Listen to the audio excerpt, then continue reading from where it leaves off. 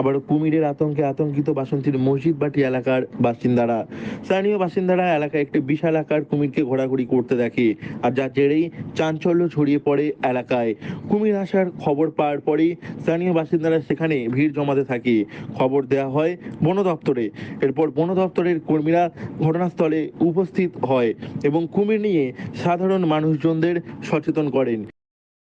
আরে দেখলাম একটা কুমির কোথা থেকে আসলো আমরা তো বুঝতেই পারছি না।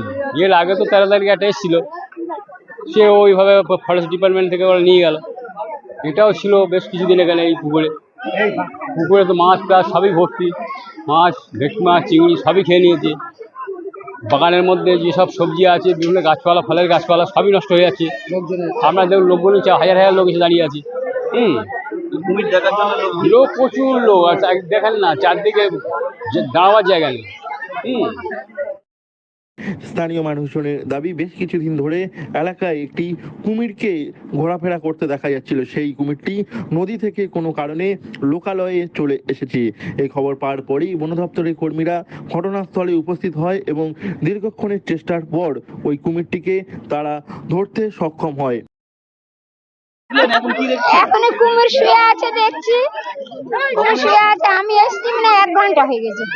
1 ঘন্টা এসে দেখি ওই কুমির একই জায়গায় শুয়ে আছে।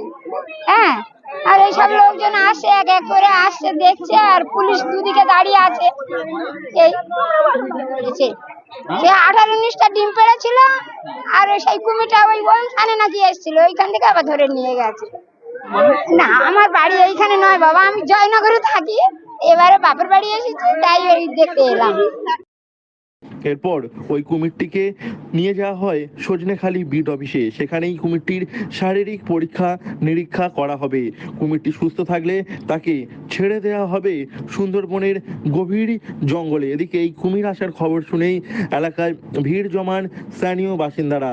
মঙ্গলবার সকালেই কুমিরটিকে নিয়ে যাওয়া হয়েছে সুন্দরবনের সজনেখালি বিট অফিসে। স্থানীয় বাসিন্দাদের অভিযোগ, এভাবে বারে বারে লোকালয়ে কুমির এসে পড়ায় স্থানীয় বাসিন্দারা খুবই আতঙ্কিত হয়ে পড়ছেন। এভাবে যদি বারবার কুমির ঢুকে পড়ে এলাকায়, তাহলে যে কোনো সময় বড় রকমের বিপদ ঘটতে পারে বলে দাবি স্থানীয় বাসিন্দাদের। তারা বন দপ্তরের কাছে অনুরোধ করেছেন যাতে কুমির এলাকায় না ঢোকে সেই দিকটি নিশ্চিত করার জন্য। বন দপ্তরও সকলকে কুমির নিয়ে সচেতন থাকার অনুরোধ করেছেন।